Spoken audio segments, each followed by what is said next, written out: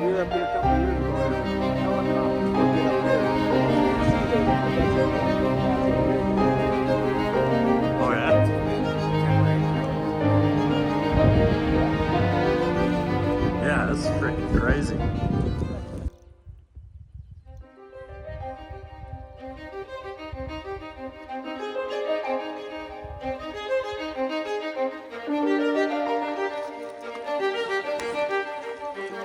Nice.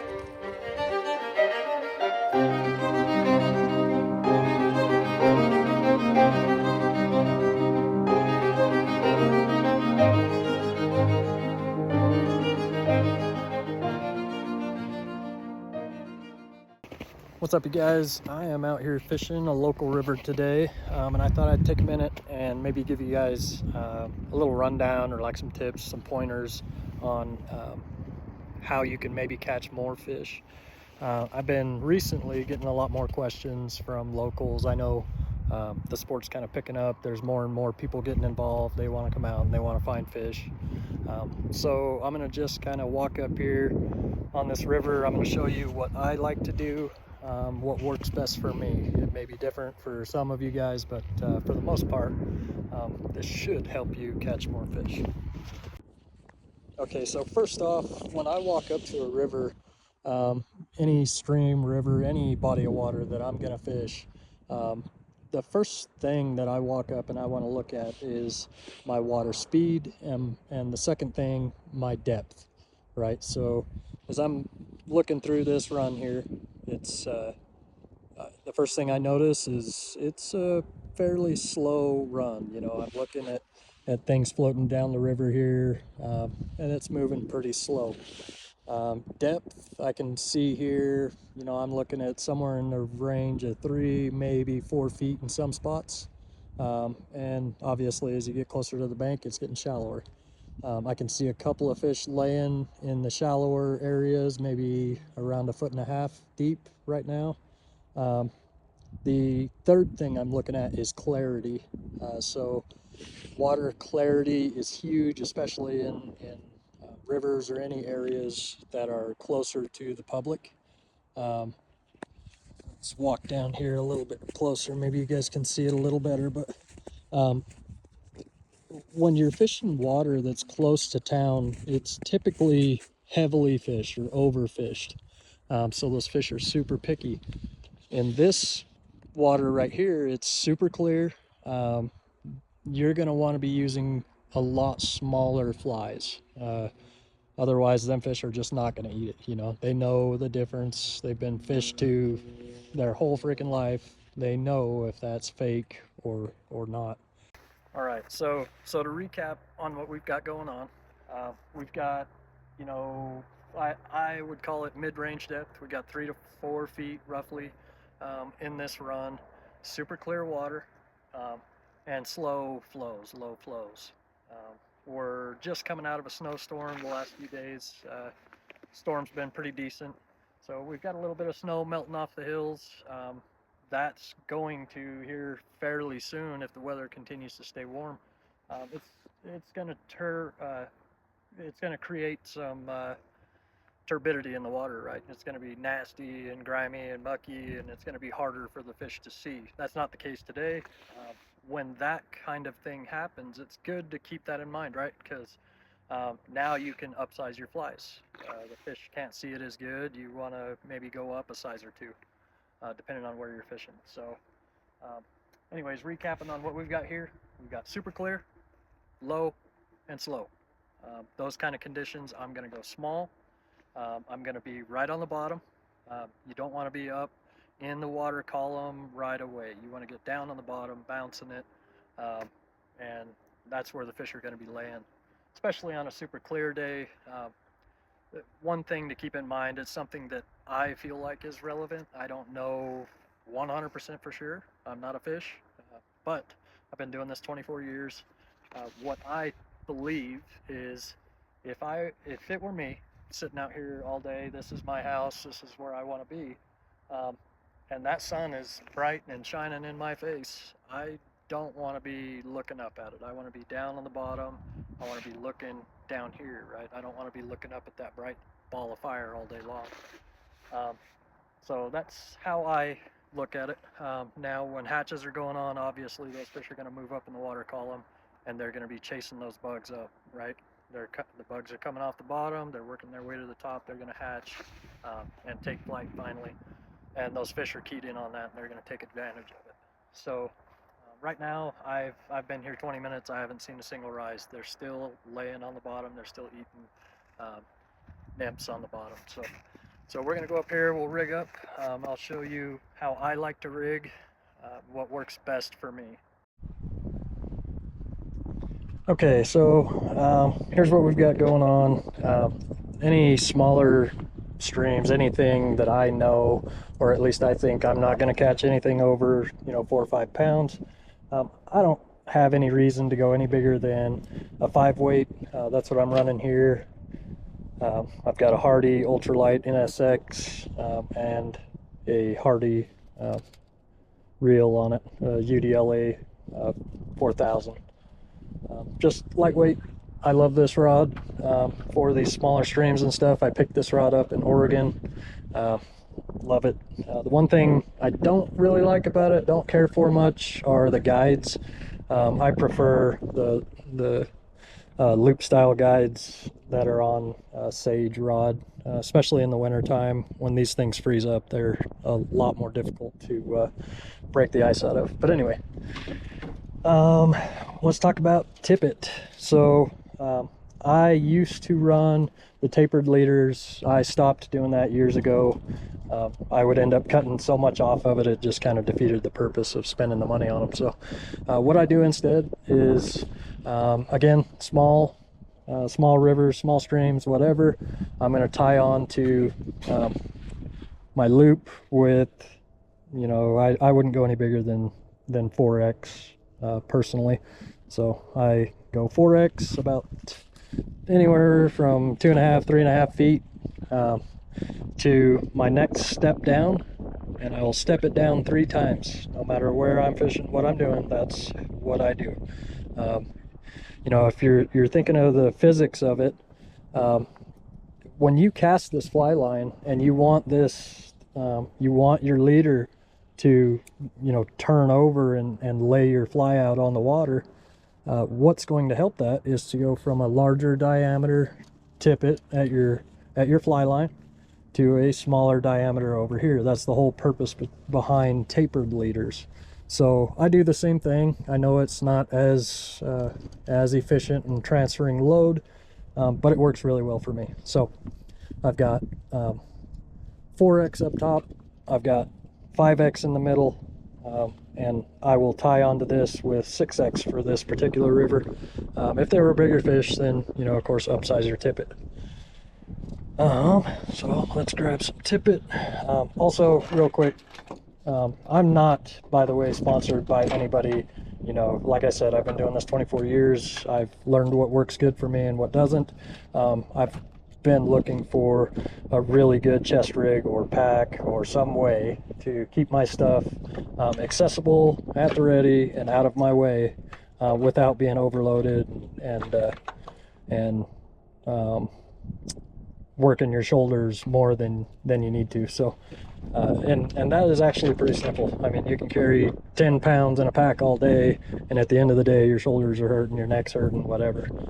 This thing, super cool. It's made by Field Core here, local company in Utah. I absolutely love this thing. I've got 4, 5, 6 tippet right here. It's super simple to switch it out. You can pop it off right here, swap to a different 3 tippets or whatever you want to do there. I keep 3 different tippet setups in the box of my truck. and I'll swap them out depending on where I'm going. You know, if I'm going out to Pyramid, obviously I'm going to run some heavy tippet out there, and this just makes it super easy to swap them out. I love it. I've got my floating dry patch. There's a magnet right here that is super freaking awesome. Keeps all my crap out of my way. For my nippers, my rod holder. Over here I've got my forceps. This is also magnetic. And all of these attachments, you know, they've got a whole mess of them. These are the ones I like. These are the ones that came with it. But they're all Velcro. You know, if there's something you don't like, something you want to switch out, just peel it off, swap it to whatever it is you want. This box is the larger box of the two that they offer. I like this one. I can keep my nymphs, my dries, in these two slots here, or go to the back and I can keep streamers in there. So love this box. This is the bomb. But like I say, if you want to customize boxes for different places, you could totally do that. So anyway, shout out to Field Core. Sorry for the interruption there.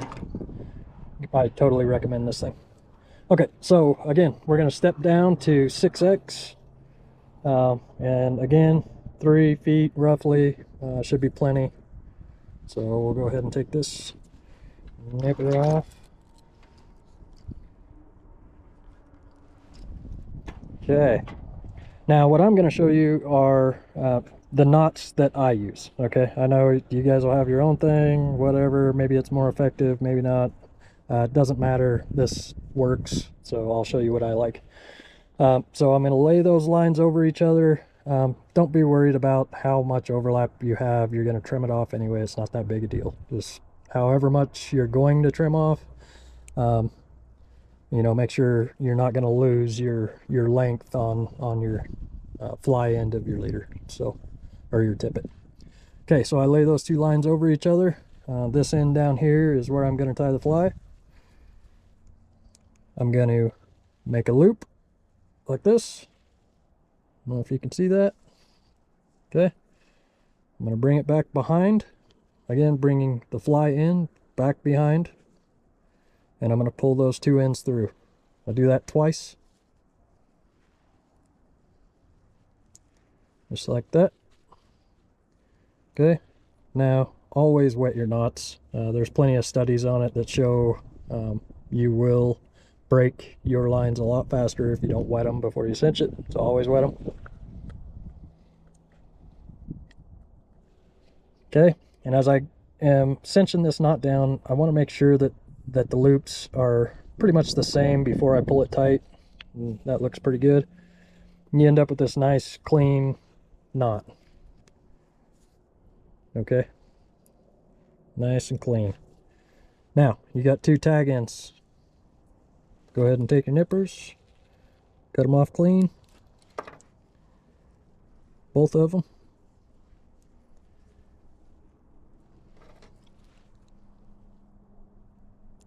Okay, now you have a nice strong knot. It's not going to break. Okay, now I come down here. This is, to me, the more important part. I've tried a million different ways. I'm going to show you what works best for me. I come up about 10 inches. 10 inches is pretty good, somewhere in there. Okay, 10 inches. I'm going to cut this off, and I'm going to tie it back on. Same knot again. And you can go a foot if you're worried about it, but this is what I like. Okay. Gonna do the same exact knot. This time, try not to leave your tag ends too long. I've got, you know, just a couple inches on my tag here. Reason for that is you want to keep your flies somewhere around that 10 inches apart. And I'm doing a dropper, so tying two flies on here. That's the purpose for cutting this off and retying it on.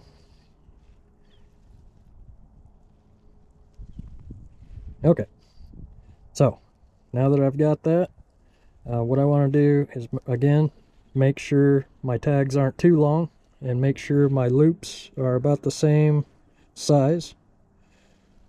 That just makes a cleaner knot when you cinch it down. Now, what I want is for my top tag to be longer than the bottom tag, and I will show you why here in just a second. So I'm going to grab these loops, I'm going to pull them down my line until I've got roughly 2 inches of tag on the top side of my knot. Okay, then I'm going to wet it again, cinch it up. Okay, now I have roughly about a 2.5 inch long tag on the top side of my knot. If you can see that there, right there. Okay, so what I'm going to do, and this is important, is you want to make a half hitch with this tag. Just bring it around your line, poke it back through, half hitch it above the knot with that tag. Okay, then you're going to wet it and pull that tight. Now what you're going to notice is that line is wanting to stand straight off of your main line. Okay, if you can see, that top tag is now standing 90 degrees off of the main line. That's what you want. And you don't want it too long, because what's going to happen if you get it too long is it's just going to spin around your main line a whole bunch, and you're going to end up fighting knots, and your fly is not going to present very well to the fish. Okay, so now I'm ready to tie on my 2 flies, and you can see, I mean, they're only really going to be somewhere in the ballpark of 6, 8, 10 inches apart. That's, to me, that's perfect. I catch way more fish this way, running 2 flies close to the bottom. One of them will be bouncing on the bottom, the lower one, and this top one will kind of be that 6, 8, 10 inches off the bottom.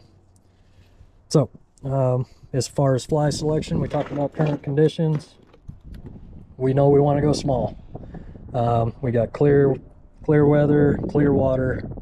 We want to go small. So my top fly, I'm going to go ahead and go with something like this. Okay, super simple. A little bit of yellow in it, black bead head, easy.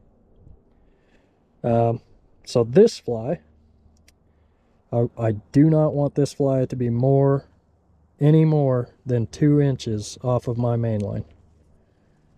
Again, that's to prevent tangling and not presenting this fly the correct way to the fish.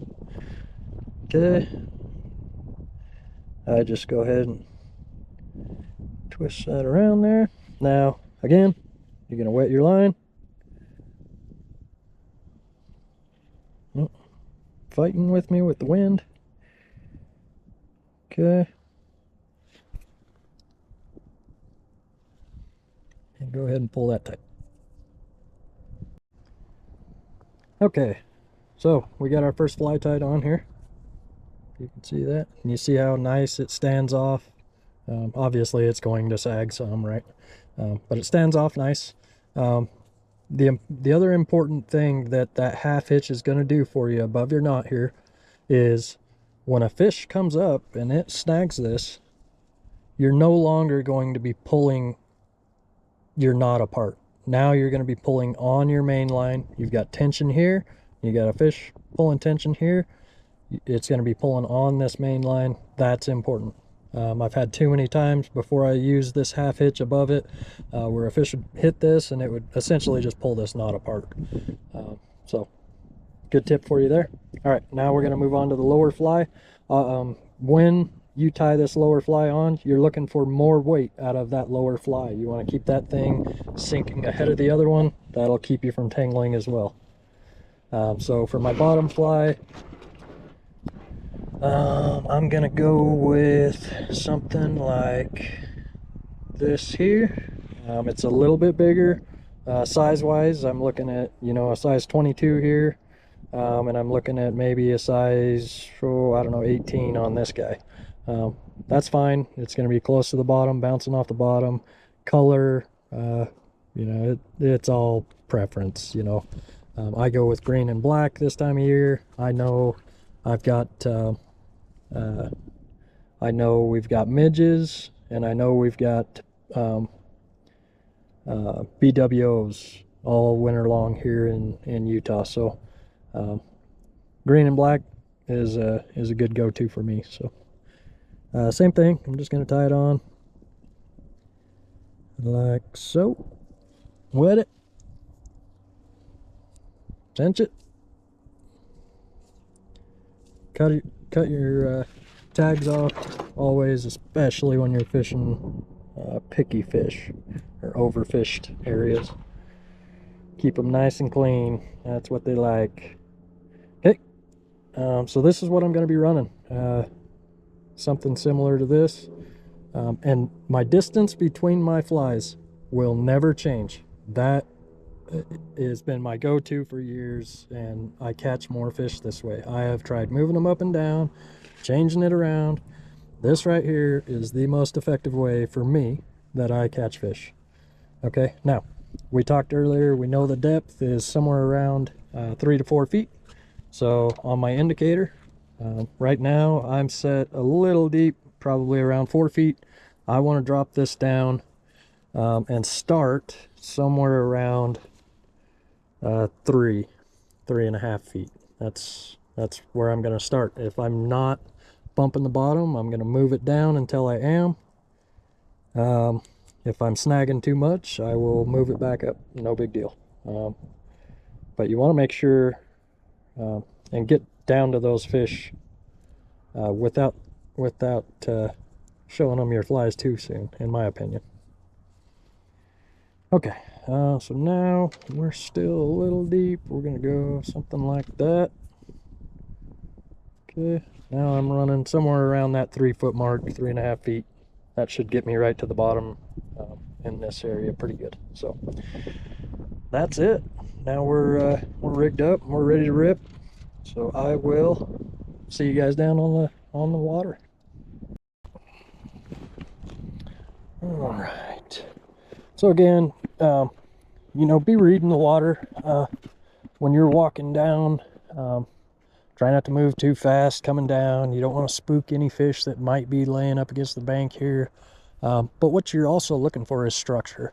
And when I look at this water here, I can see right there in the middle, I can see the top of a pretty large boulder. And right behind it, I can kind of see some turbulence and stuff, a nice little pocket where some fish might be laying out of what I call the wind or the current. You know, think about it like if you were standing in pretty heavy wind all day long, you don't want to do that. You want to take some rest here and there. Behind rocks is where I find a lot of fish, just taking a break from the current. So, you know, a lot of people also have their opinions on where they want to start their drift and where they don't, things like that. When I come down and I'm gonna throw my first cast in here, I'm gonna start to this side, right? Whatever side I'm on, and I'm gonna work out into the river with my flies. Oh, there's a mink over there, probably catching all my fish. Okay, so again, gonna start on this side. I'm gonna work my way slowly out further in towards the center, and then to the other side. And let's see what happens. What is this? Oh, a little beaver over there. Nothing better than a little beaver in the morning. Okay. So I'm just going to let that drift down. Looking to see if I'm bouncing off the bottom. I'm not yet. Managing my line. Want to make sure I get a nice clean drift. And I can see that I'm obviously not deep enough yet. So I'm going to go ahead and lower it down a little further. And I'll do typically about 6-inch increments. If I'm not touching the bottom, I'm going to come up about 6-10 inches. Couple of beavers playing out here today. 3 of them. Interesting. Okay.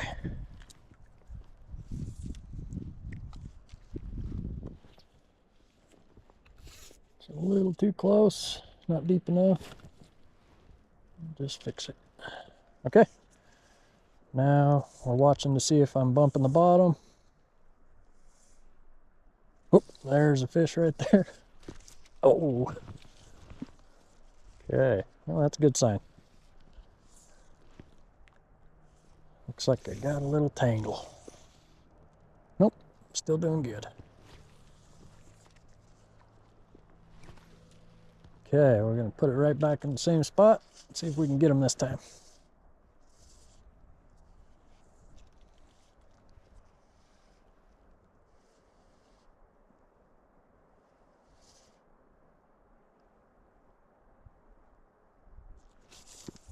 Okay, nothing that time.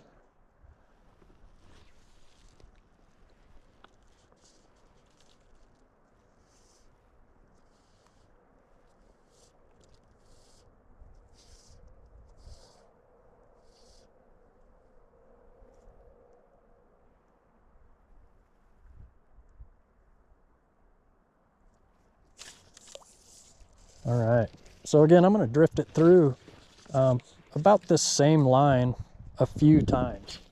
You know, maybe 5, 6 times, and then I'm going to step it out a couple feet, 1 foot, 2 foot, whatever. Just trying to make sure I cover the entire bottom all the way across. Don't just make a cast to the other side. You're going to spook too many fish if you do that. So.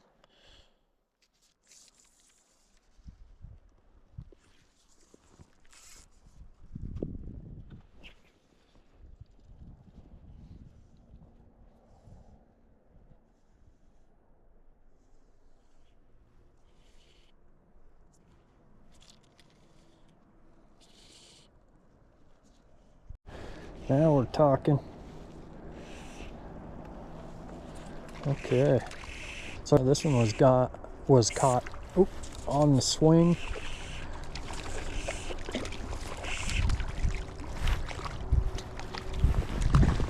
It looks like he took the top fly. Yep, top fly. And you know, do your best to keep them in the water. Oh, sweet, he spit it.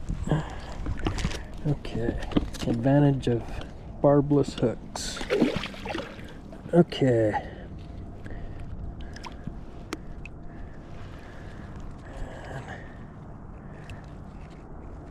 Yeah, do your best to keep him in the water. So again, he took that little guy right there.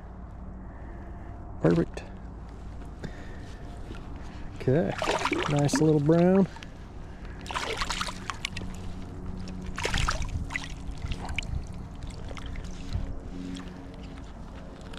Beauty. See you, dude. Okay, there you have it. Let's see if we can do it again.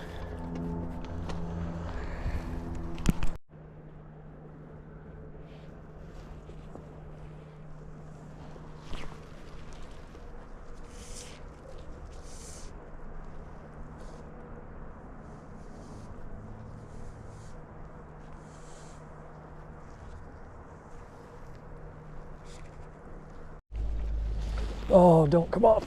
No, don't come off. Oh, good fish. Man, this is one of the biggest fish I've caught in this river.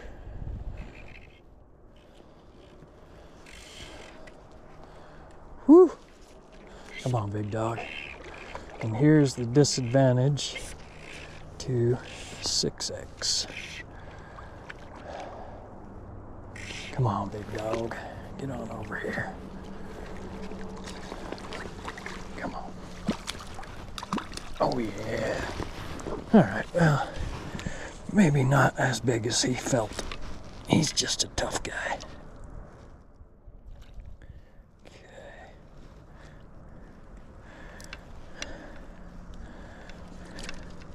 Again, just trying to keep them in the water.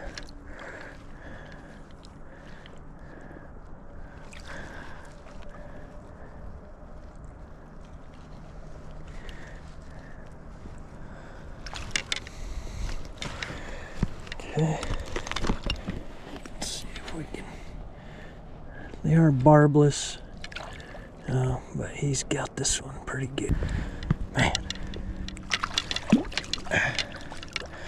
This guy just doesn't want to cooperate with me. There it is. There she be. Okay. Sorry, dude. Alright. Now that we got that out of the way, look at that guy. That is a beauty.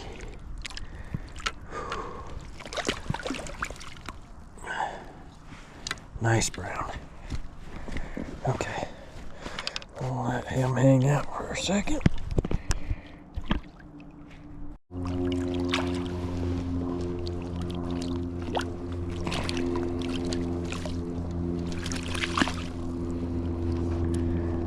All right, buddy. All right, nice fish. Beauty. See you, bud.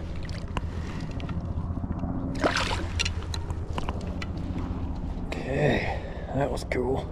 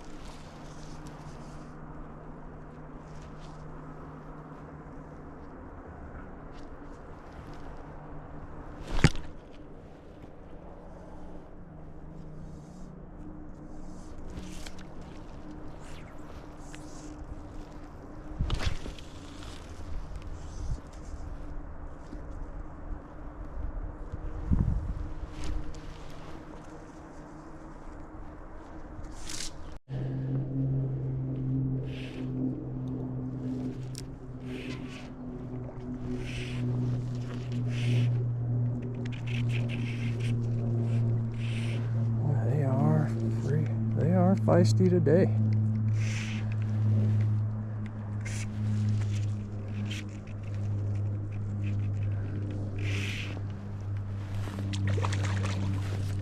Another nice brown. Oh.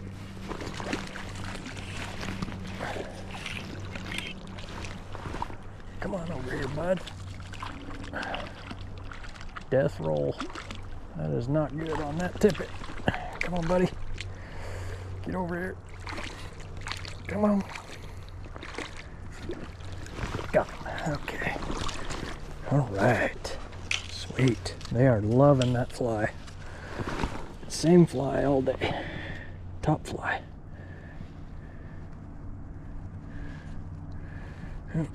Got it stuck. Okay.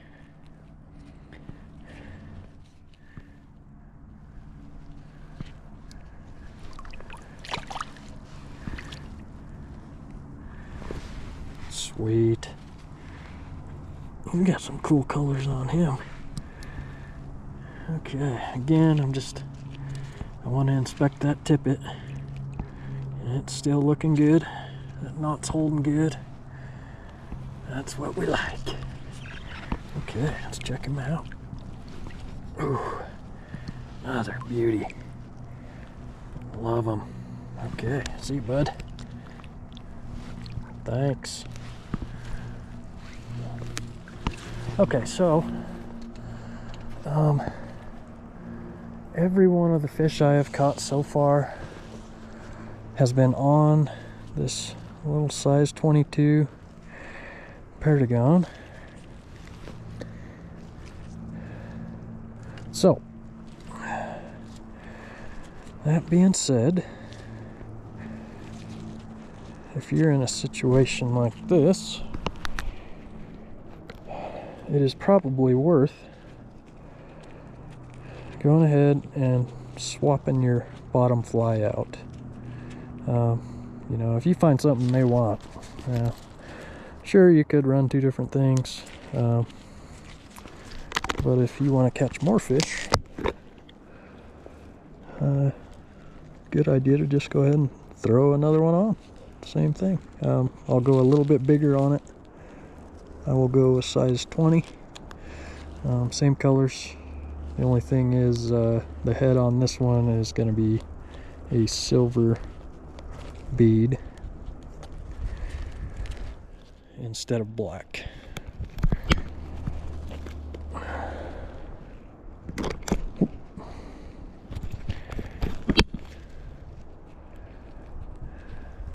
Okay, this is what we're going to run.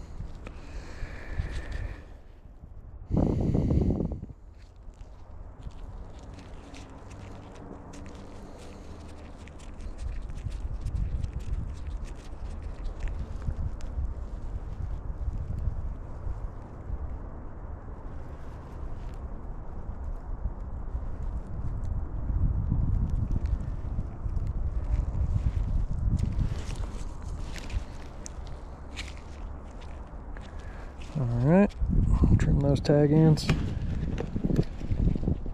keep them nice and clean. Okay, and that is what we've got. One of them and one of them. Let's see what she does.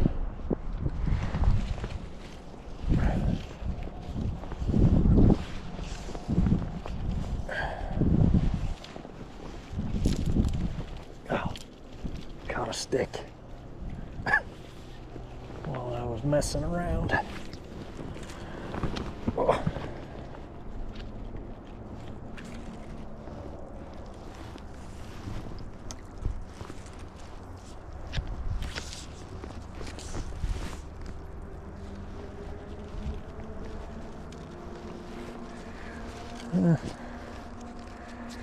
Very nice, very nice. Okay, back to it. Now, this bottom fly is not as heavy as the one I took off, so it'll take longer for it to get down to the bottom where the fish are at. It's no big deal, just something to be aware of when you are setting up your cast.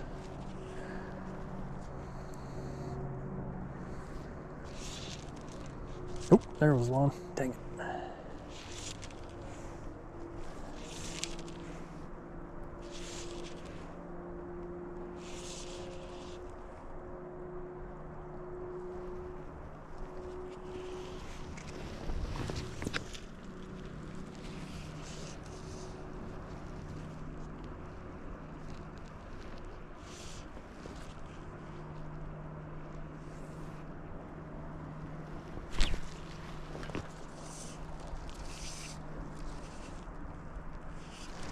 Oh, dang it.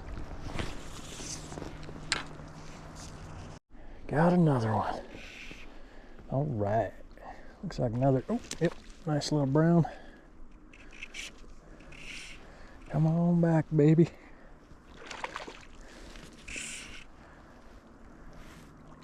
There we go. Cue this head up. Come on. Gotcha. All right. Hooks popped out. Nice. Gotta go with them barbless boys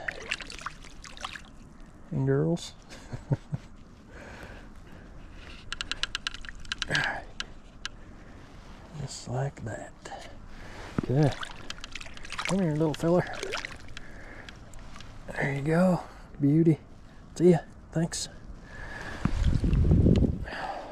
Okay. That's, oh, I don't know, 6 on the day.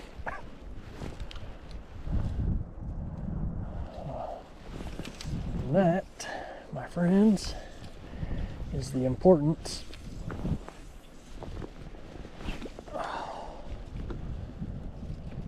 and paying attention to the water and weather conditions, things of that nature. Ooh.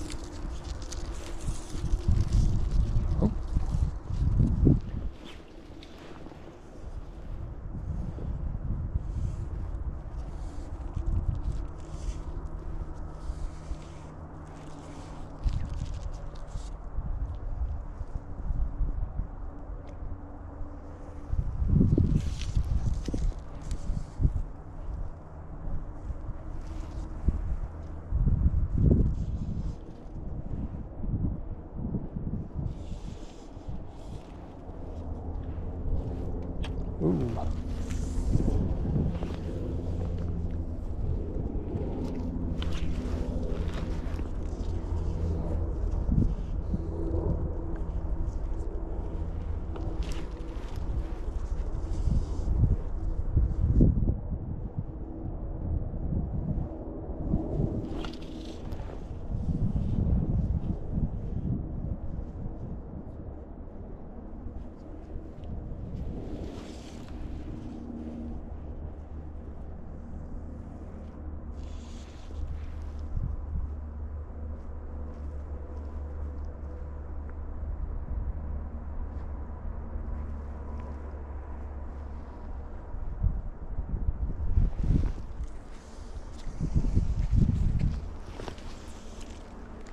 Ooh, that was a terrible cast.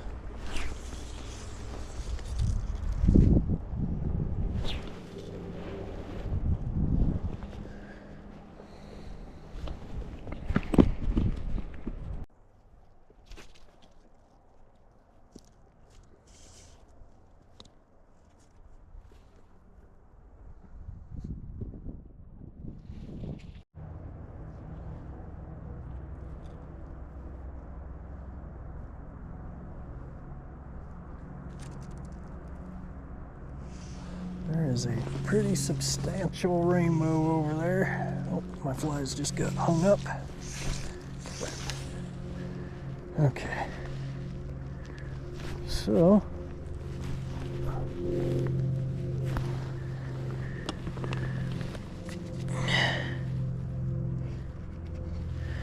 it's not always sunshine and roses.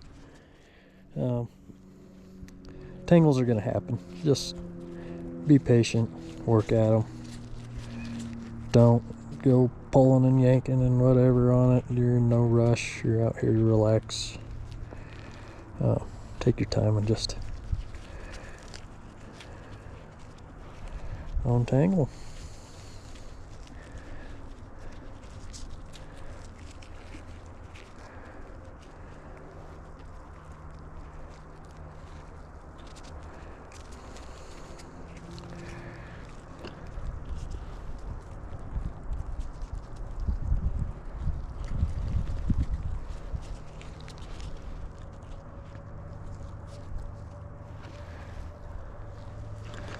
Sometimes it goes good, sometimes it doesn't. This time, not too bad. You can see I kind of got a little wowie in the line right here. See if I can straighten her out.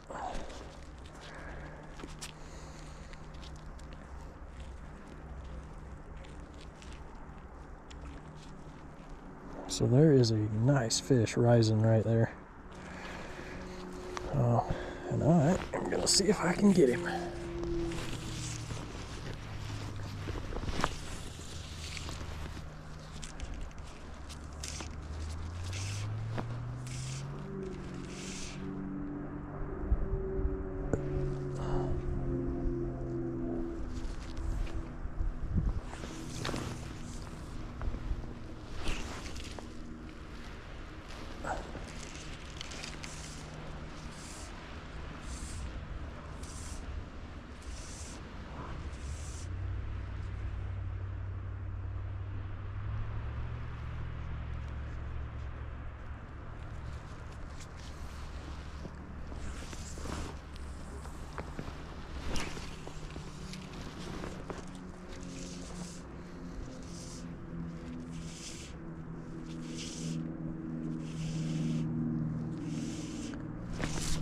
Oh, close.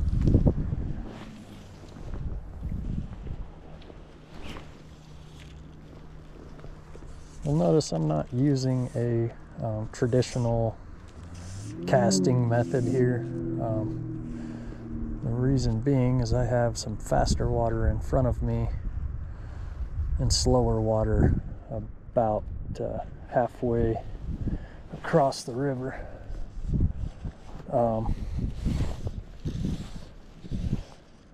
So what I'm doing is I'm hooking my line.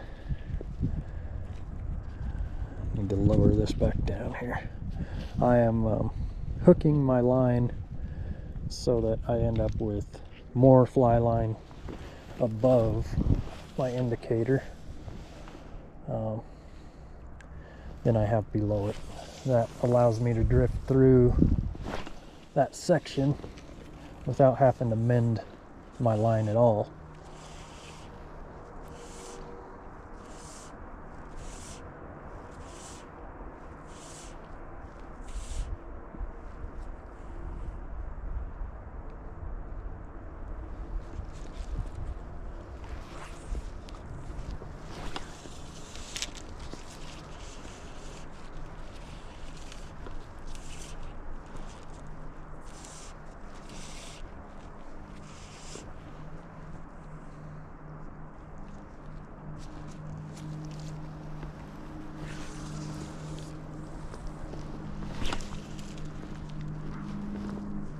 So you can see I've got this nice shepherd's crook in the line there.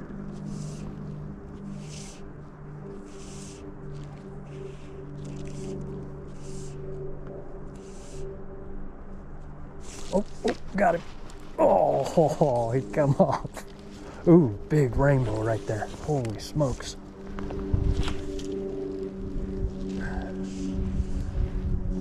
Well, lost one. Let's see if I can get his older brother.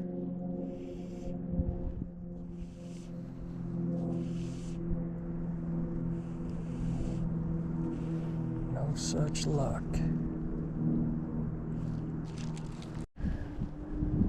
A little smaller, I think, this time. A rainbow. Nice.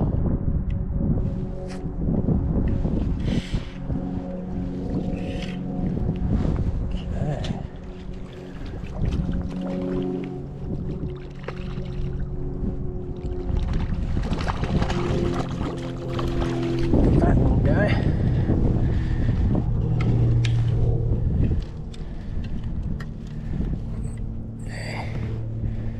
Nice and easy. Perfect. Very nice. Okay.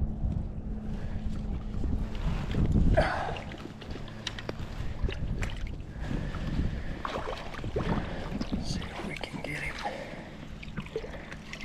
in here.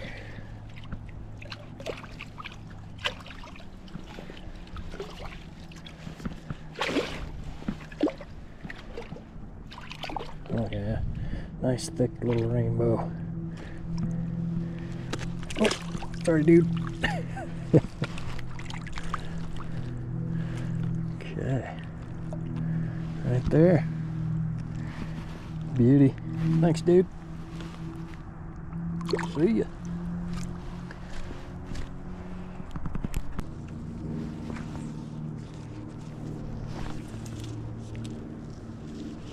I know he's feeding right there, so only a matter of time.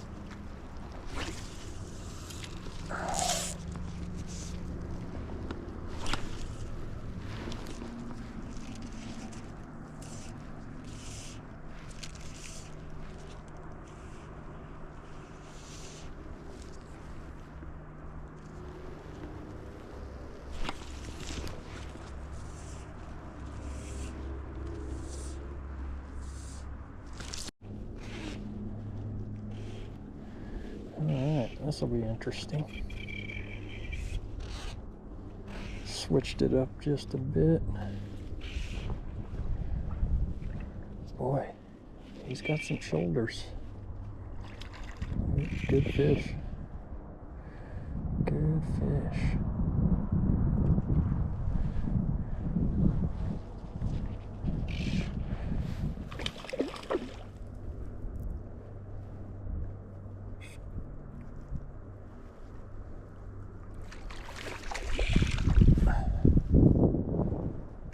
Ooh. Thought I lost him there. Oh. Come on, buddy. Come on, buddy. Gotcha.